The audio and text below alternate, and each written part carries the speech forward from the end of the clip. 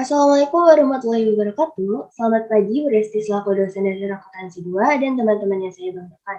Terima kasih atas kesempatannya, sehingga kelompok kami bisa berpresentasi hari ini. Pertama-tama, izinkanlah saya untuk memperkenalkan diri terlebih dahulu. Perkenalkan, nama saya Joseph Elvira sebagai moderator pada presentasi hari ini. Di sini saya tidak sendiri, saya bersama rekan-rekan saya dari kelompok 4, yaitu yang terdiri dari next. Yang pertama Angela Agustin Darmawan, yang kedua Dwi Setiaryani, dan ada Riksan Muhammad. Oke, boleh di next. Pada hari ini kami akan menyampaikan materi tentang dividen yang terdiri dari beberapa subbab, yaitu ada pengertian dividen, yang kedua mengapa perusahaan membayar dividen, yang ketiga tujuan pembagian dividen, yang keempat jenis-jenis dividen, yang kelima ada tanggal-tanggal penting dalam dividen, lalu yang keenam ada teori kebijakan dividen, yang ketujuh ada faktor yang mempengaruhi kebijakan dividen, lalu yang kedelapan ada pengaruh kebijakan dividen terhadap resiko bisnis, yang kesembilan ada dampak dividen terhadap harga saham, yang ke-9 ada perbedaan dividen dan capital gain, yang ke-10 pemecahan saham. Boleh next. Untuk materi pertama akan disampaikan oleh rekan saya Angel Agustin. Kepada Angel dipersilakan. Baik, terima kasih moderator. Selanjutnya saya akan menjelaskan mengenai pengertian dividen. Dividen adalah pembagian laba kepada para pemegang saham suatu perusahaan secara proporsional sesuai dengan jumlah lembar saham yang dipegang oleh masing-masing pemilik. Keputusan pemberian dividen berpengaruh pada penilaian dan pertumbuhan perusahaan. Besarnya jumlah dividen yang dibagikan oleh suatu perusahaan ditentukan pada rapat umum pemegang saham atau RUPS. Perusahaan yang sedang tumbuh akan membayar dividen tunai dalam jumlah kecil atau tidak membayar dividen karena kebijakannya adalah melakukan ekspansi secara cepat sejauh kondisi keuangan internal dan eksternal memungkinkan. Jadi next.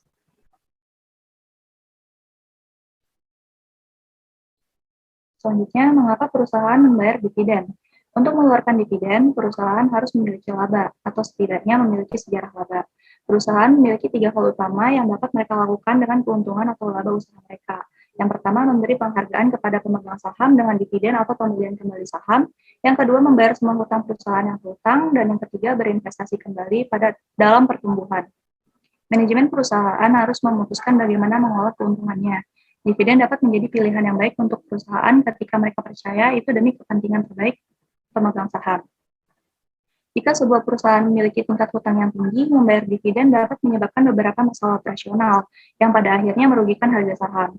Jika sebuah perusahaan memiliki peluang pertumbuhan yang besar, para pemegang saham lebih suka berinvestasi dalam peluang itu. Pembayaran dividen mencerminkan perusahaan secara positif dan membantu menjaga kepercayaan investor. Keuntungan dividen saham bagi investor yaitu tidak dikenakan pajak penghasilan atau PPh sampai saham yang diberikan dijual oleh pemiliknya. Berbeda dengan dividen tunai, di mana dividen yang diterima pemegang saham atau dalam hal ini merupakan wajib pajak orang pribadi dalam negeri, dikenakan PPh final sebesar 10%. Dividen tunai tersebut bisa saja bebas dari pajak dengan syarat wajib diinvestasikan kembali ke instrumen investasi sesuai Peraturan Menteri Keuangan Nomor 18 Tahun 2021. Next. Selanjutnya ada tujuan pembagian dividen. Yang pertama, untuk memaksimumkan kemakmuran bagi para pemegang saham. Hal ini karena sebagian investor menanamkan dananya di pasar modal untuk memperoleh dividen dan tingginya dividen yang dibayarkan akan mempengaruhi harga saham. Para investor percaya bahwa tingginya dividen yang dibayarkan berarti prospek perusahaan di masa yang akan datang bagus. Yang kedua, menunjukkan likuiditas perusahaan. Dengan dibayarkannya dividen, diharapkan kinerja perusahaan di mata investor bagus. Sering kita jumpai bahwa sebagian perusahaan memberikan dividen dalam jumlah tetap untuk setiap periode. Hal ini dilakukan karena perusahaan ingin diakui oleh investor bahwa perusahaan yang bersangkutan mampu menghadapi gejolak ekonomi dan mampu memberikan hasil kepada investor. Yang selanjutnya, memenuhi kebutuhan para pemegang saham akan pendapatan tetap yang digunakan untuk keperluan konsumsi. Dan yang terakhir, alat komunikasi antara manajer dan pemegang saham. Dividen dapat digunakan sebagai alat komunikasi,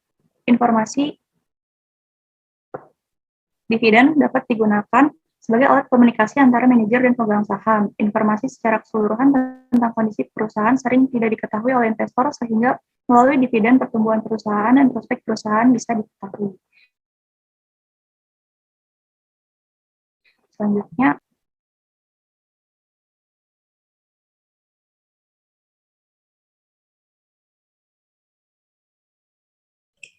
baik, terima kasih Angel atas penyampaian materinya.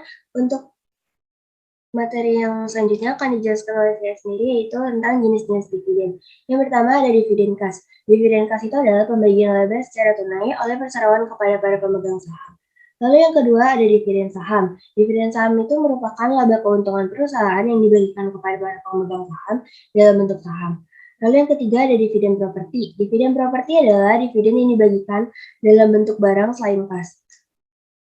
Lalu yang keempat ada dividen hutang. Dalam skrip yang sudah dicantumkan, jumlah tertentu untuk dibayarkan kepada pemegang skrip. Dalam skrip tersebut juga akan dicantumkan waktu jatuh tempo untuk membayarnya. Lalu yang kelima ada dividen likuiditas. Dividen likuiditas ini tidak berasal dari keuntungan yang diperoleh dari perusahaan. Jenis dividen ini merupakan kebalikan dari semua jenis dividen yang sudah ada. Boleh di next. Lalu yang terakhir ada dividen preferen. Dividen preferen ini dibagikan dalam jumlah yang tetap dan berbeda dengan saham biasa. Pemegang saham preferen lebih didahulukan untuk mendapatkan dividen sesuai ketentuan yang disepakati. Lalu ada macam-macam saham preferen. Yang pertama bersifat kumulatif. Artinya pembayaran dividen saham preferen didahulukan sebelum pembagian dividen saham biasa. Dan bila ada tunggakan pada tahun sebelumnya harus dibayarkan pada tahun ini.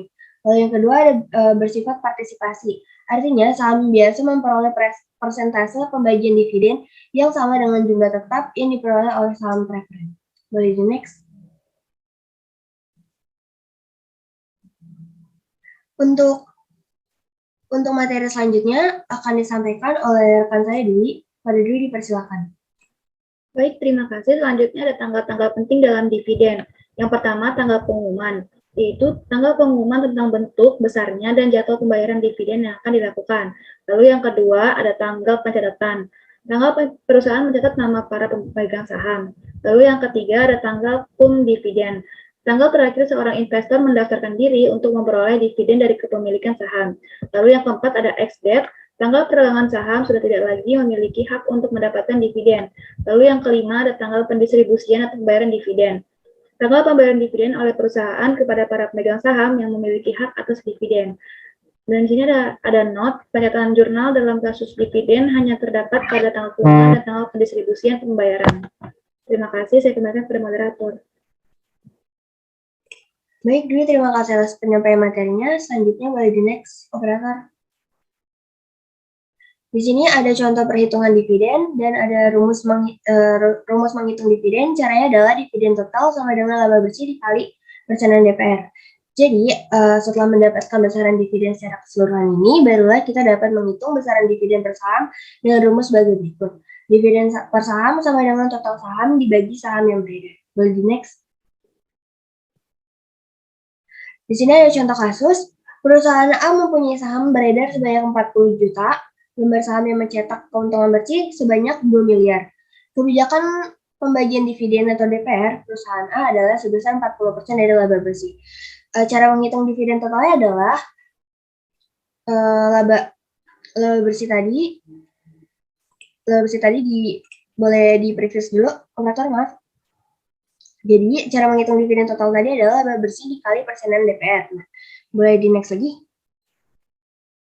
Jadi, 2 miliar dikali 40% sama dengan 800 juta. Untuk mencari dividen per sahamnya itu, hasil dari dividen total tadi itu 800 juta dibagi 40 jutanya dari saham yang beredar. Itu sama dengan totalnya itu Rp20 per lembar saham. Boleh di next. Lalu di sini ada contoh perhitungan dividen tunai. Pada 16 Agustus 2021, perusahaan B mengumumkan besaran pembagian dividen tunai per saham adalah sebesar Rp20. Nilai nominal dari perusahaan B adalah 100 juta. Jadi jurnalnya adalah dividen kas di debit sebesar 2 miliar, utang dividen di kredit sebesar 2 miliar. 2 miliar itu didapatkan dari 100 juta dikali Rp20. Boleh next. Lalu ada contoh perhitungan dividen tunai. Tanggal-tanggal penting yang berhubungan dengan pembagian dividen tunai untuk saham biasa sebuah perseroan adalah sebesar 30 juta. Adalah 1 Februari sebagai tanggal pengumuman, 1 Oktober sebagai tanggal pencatatan, dan 22 Desember adalah sebagai tanggal pembayaran atau tanggal pendistribusian dividen. Buatlah ya jurnal yang diperlukan pada masing-masing tanggal. Jawabannya adalah tanggal 1 Februari, dividen kas di debit sebesar 30 juta, pada utang dividen kas di kredit sebesar 30 juta. Tanggal 1 Oktober tidak ada jurnal yang dibuat. Kenapa? Karena di tanggal tersebut hanya terdapat kegiatan pencatatan nama para pemegang saham. Untuk tanggal 22 Desember, kas di debit sebesar 30 juta, dan yang di kredit adalah utang dividen kas sebesar 30 juta. Boleh next. Ada contoh kasus perhitungan dividen saham. Pada tanggal 15 Januari, PT Saham mengumumkan dividen saham sebesar 5% yang akan diterbitkan ke tanggal 15 Maret kepada pemegang saham dan dicatat tanggal 1 Februari. Nilai pasar saham pada tanggal pengumuman tanggal 15 Januari adalah 70.000 per lembar saham. Diketahui 50.000 lembar saham yang beredar dengan nilai nominal 50.000. Buatlah ayat jurnal yang terkait.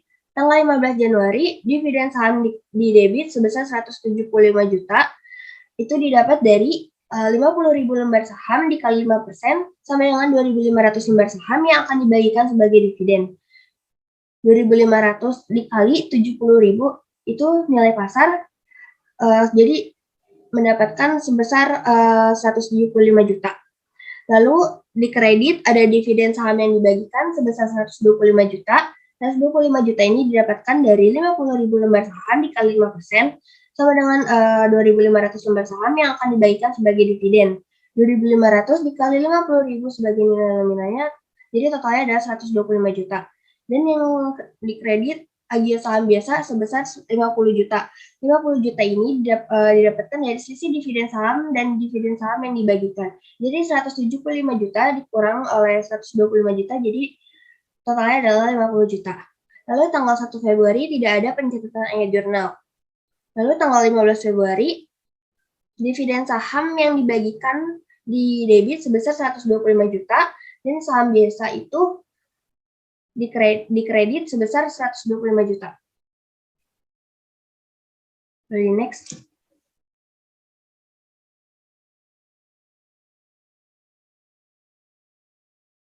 Untuk contoh kasus perhitungan dividen saham, ada pada tanggal 6 Juli, PT Aman mengumumkan membagikan dividen saham sebesar 25% dari saham PT Aman yang beredar. Dividen saham akan diterbitkan pada tanggal 15 Agustus kepada para pemegang saham perusahaan.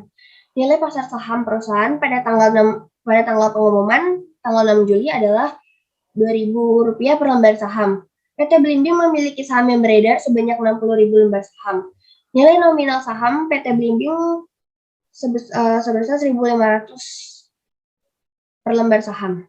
Jawabannya adalah nilai nominal sahamnya itu sebesar 1.500 per lembar, harga pasar sahamnya itu 2.000 per lembar, jumlah saham yang beredar itu 60.000 lembar saham, dividen yang dibagikan itu sebesar 25% dari saham yang beredar atau sebesar 60.000 dikali 25% sama dengan 15.000 lembar saham.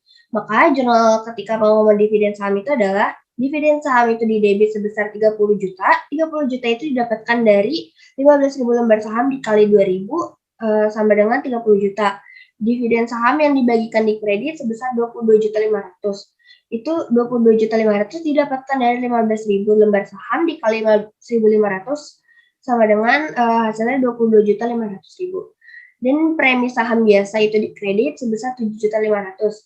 7.500 ini didapatkan dari selisih dividen saham pada dividen saham yang dibagikan, jadi 30 juta dikurang 22.500, jadi hasilnya adalah 7.500. Boleh di next. Lalu selanjutnya ini ada jurnal ketika pembayaran dividen saham itu, dividen saham yang dibagikan di debit sebesar 22.500, dan pada saham biasa di kredit sebesar 22.500. 22.500 ini didapatkan dari 15.000 lembar saham dikali 1.500. Itu jadi totalnya adalah 22.500. Next. Di sini ada contoh perhitungan dividen preferen. Modal pemegang saham PT Liesti di neraca tertanggal 31 Desember 2011 adalah sebagai berikut. Jadi di sini ada modal pemegang sahamnya, saham preferen nominal Rp200, 10% kumulatif non-voting, 10.000 saham diotorisasi ditempatkan dan beredar, Rp200 dikali 10.000. Jadi Rp200 dikali 10.000 mendapatkan hasil 2 juta. Untuk saham biasa, nominalnya itu nominal Rp50, 100.000 lembar saham diotorisasi, 60.000 ditempatkan dan beredar. Jadi Rp50 dikali 60.000, jadi totalnya adalah 3 juta. Agio sahamnya Rp200 dikurang Rp50 dikali 10.000, dapatlah hasil 1.500. 2 juta ditambah 3 juta ditambah 1.500.000, dapatlah jumlah modal yang di-store itu senilai 6.500.000. Untuk laba ditahannya Rp50 dikali 100.000, dapatlah hasil 5 juta. Untuk modal pemegang sahamnya 6.500.000 ditambah 5 juta, totalnya adalah 11.500.000. Pada tanggal 31 Desember 2011, Dewan Direktur PT Liesti mengumumkan dividen berjumlah 1 juta yang akan dibayar pada tanggal 31 Januari 2012. Untuk pemegang saham yang tercatat tanggal 15 Januari 2012, untuk 3 tahun sebelumnya tidak dibagikan dividen. Boleh di next. Dividen di sini ada contoh dividen saham preferen yang kumulatif. Artinya perusahaan itu diwajibkan membayar terlebih dahulu saham preferen termasuk dividen tahun sebelumnya yang belum dibayar. Dividen tunggakan sebelum dividen dibagikan kepada pemegang saham biasa. Perhitungan jumlah dividen untuk tiap-tiap jenis saham adalah sebagai berikut. Dividen tunggakan itu 10% dikali 2 juta rupiah dikali 3, dapatlah hasil 600.000 untuk saham preferennya. Untuk dividen tahun ini 10% dikali 2 juta rupiah sama dengan 200.000, dapatlah saham preferen sebesar 200.000. Sisanya untuk saham biasa, jadi 1 juta dikurang 600.000 ditambah 200.000. Dapatlah hasilnya 200.000. Nah, jumlahnya itu adalah untuk saham preferen itu sebesar 800.000, untuk saham biasa sebesar 200.000, untuk jumlahnya sebesar 1 juta. Maka dividen per lembar sahamnya adalah untuk saham preferen itu 800.000 dibagi 10.000 lembar, jadi totalnya adalah Rp80. Boleh next. Untuk contoh perhitungan dividen preferen lagi, diasumsikan tidak ada tunggakan dividen untuk tahun sebelumnya dan saham preferen berpartisipasi penuh. Untuk dividen tahun ini, saham preferen dibagi 10% dikali 2 juta rupiah sama dapatlah hasil saham preferennya sebesar 200.000.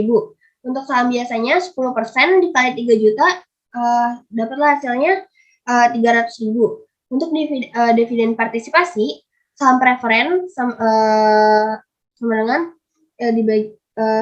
saham preferen dibagi 10% dikali 2 juta dapatlah hasilnya 200.000. Saham biasa 10% dikali 3 juta dapatlah hasilnya 300.000. Jadi total untuk saham preferen adalah 400.000 dan saham biasa adalah 600.000. Cara menghitung persentase dividen partisipasi untuk dividen tahun ini, saham preferen 10% dikali 2 juta dapatlah hasilnya 200.000. Untuk saham biasa 10% dikali 300.000,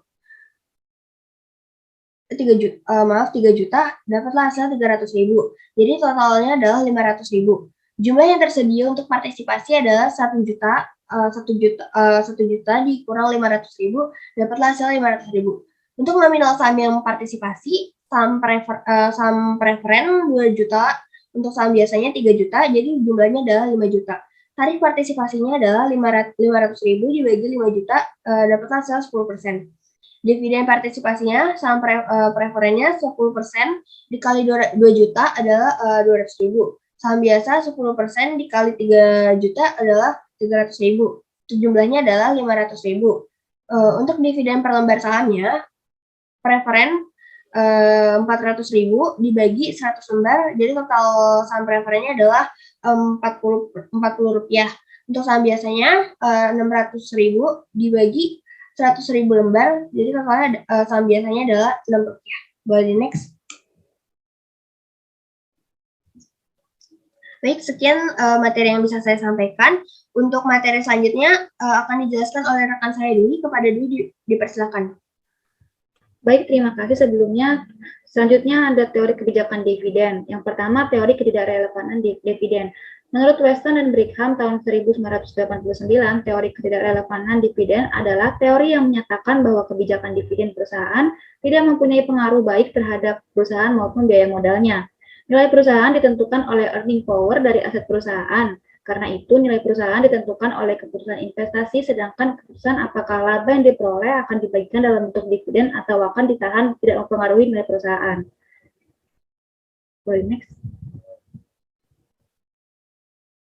Lalu yang kedua ada teori bird in the hand. Milan Gordon dan John Leitner berpendapat bahwa biaya modal saham akan naik apabila pembagian dividen dikurangi, karena para investor lebih yakin terhadap penerimaan dari pembagian dividen daripada kenaikan nilai modal atau capital gains yang akan dihasilkan dari laba bertahan. Gordon dan Leitner mengatakan bahwa sesungguhnya investor jauh lebih menghargai uang yang diharapkan dari dividen daripada uang yang diharapkan dari kenaikan nilai modal karena komponen hasil dividen. D1 per P0 risikonya lebih kecil daripada komponen G dalam persamaan total laba yang diharapkan KS sama dengan D1 per P0 plus G. Namun, pendapat tersebut dibantah oleh MM yang dinamakan dengan kekeliruan bird in the hand. Karena, menurut pandangan MM, kebijakan investor merencanakan untuk menginvestasikan kembali dividen mereka dalam saham perusahaan yang bersangkutan, Brigham dan Houston tahun 2001.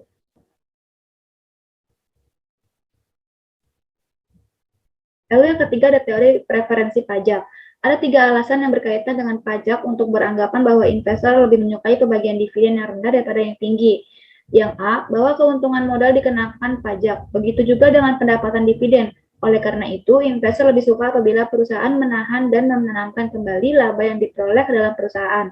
Lalu yang B, pajak atas keuntungan tidak dibayarkan sampai saham terjual. Karena adanya efek nilai waktu, besarnya pajak yang banyak di masa mendatang mempunyai biaya efektif yang lebih rendah daripada biaya pajak yang dibayarkan hari ini. Lalu yang C, apabila selembar saham yang dimiliki seseorang sampai ia meninggal, maka tidak ada pajak keuntungan modal yang terutang. Dengan demikian akan menghindarkan pemegang saham dari pajak keuntungan modal. Oke, next.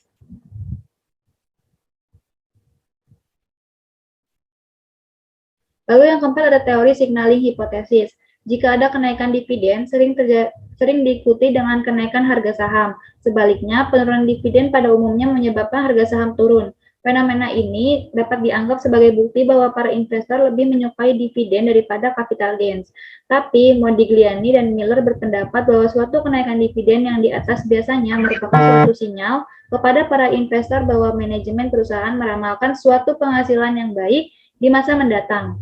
Sebaliknya, suatu penurunan dividen atau kenaikan dividen yang di bawah kenaikan normal atau biasanya diyakini investor sebagai suatu sinyal bahwa perusahaan menghadapi masa sulit di masa yang akan datang. Next.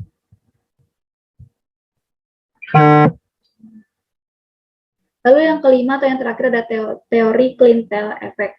Teori ini menyatakan bahwa kelompok atau klientel pemegang saham yang berbeda akan memiliki preferensi yang berbeda terhadap kebijakan dividen perusahaan. Kelompok pemegang saham yang membutuhkan penghasilan pada saat ini lebih menyukai suatu dividen payout ratio yang tinggi.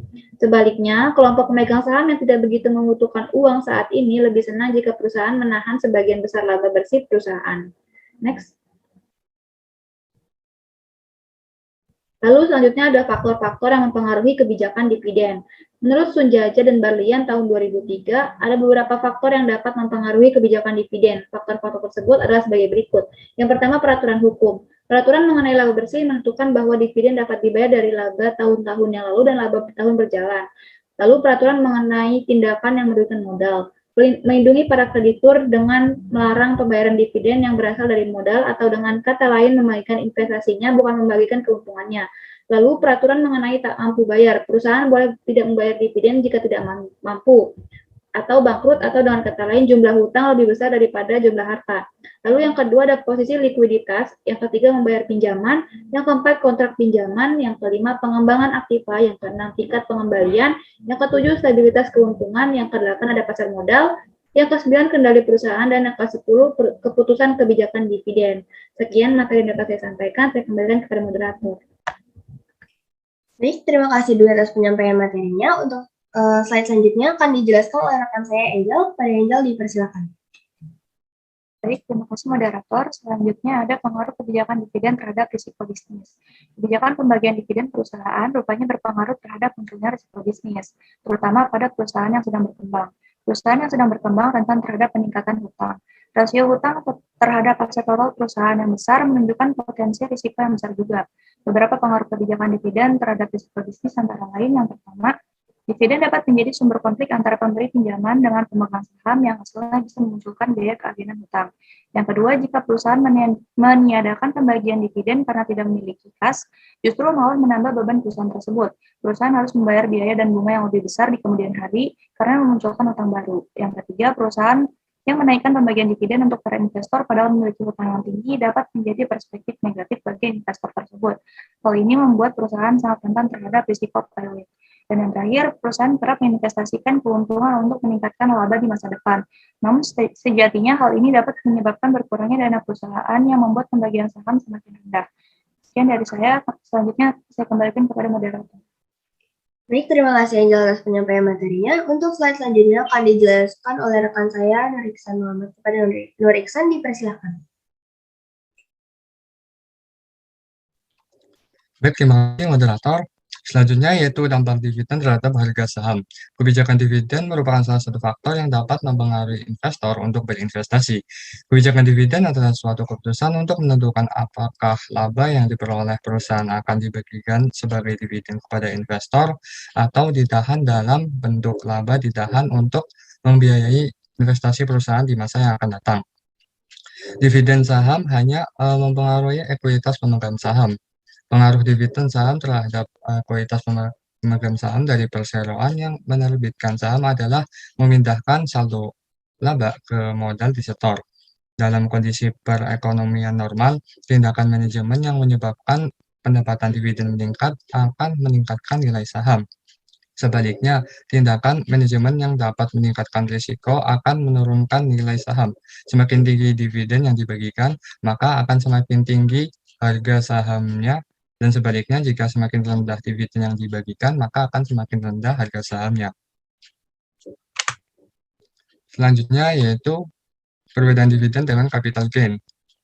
Yang pertama berdasarkan sumber perolehan. Dividen diperoleh dari laba yang dihasilkan perusahaan, sedangkan capital gain diperoleh dari keuntungan atas selisih harga saham. Lalu yang kedua berdasarkan waktu perolehan. Pembagian dividen umumnya dilakukan setahun sekali yang ditetapkan oleh RUPS. Berbeda dengan capital gain, yaitu waktu diperolehannya itu tidak terikat dengan kebijakan perusahaan atau hasil RUPS. Dan yang ketiga adalah berdasarkan sifat pendapatan. Sifat pendapatan dari dividen adalah pasif, sedangkan capital gain cenderung aktif. Dan waktu transaksi yang tepat yaitu waktu yang tepat untuk membeli saham guna mendapatkan dividen adalah sebelum batas waktu kumdat berakhir, sementara waktu yang tepat untuk menjual saham guna mendapatkan capital gain adalah ketika tiba masa exit. Selanjutnya ada pemecahan saham. Kadangkala perseroan mengurangi nilai pari atau nilai yang tertera dari saham biasa dan menerbitkan sejumlah tambahan saham secara proporsional. Saat hal ini dilakukan, perseroan dikatakan memecah saham mereka, dan prosesnya disebut pemecahan saham atau stock split.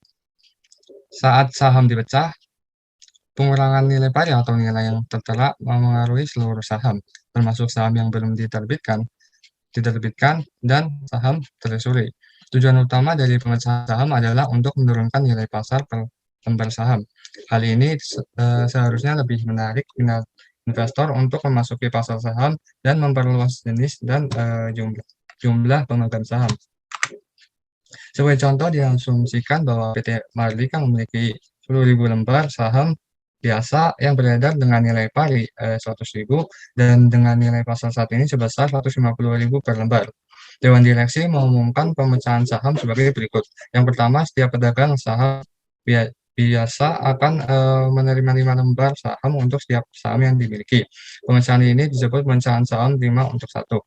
Oleh karenanya jumlah saham menjadi 50 lembar, yaitu 10.000 dikali 5. Lalu yang kedua yaitu setiap nilai pari per lembar saham di saham biasa itu akan turun jadi 20.000, yaitu dari 100.000 dibagi 5. Nilai pari saham biasa yang beredar adalah sebesar 1 miliar didapat dari 10.000 dikali 100.000 baik sebelum maupun setelah pemecahan saham. Baik, sekian materi dari saya akan menyerahkan kepada moderator. Baik, terima kasih kepada Nur Iksan yang telah menyampaikan materinya. Sekian materi yang bisa kami sampaikan, kurang lebihnya mohon maaf apabila ada salah kata. Kami tutup. Wassalamualaikum warahmatullahi wabarakatuh.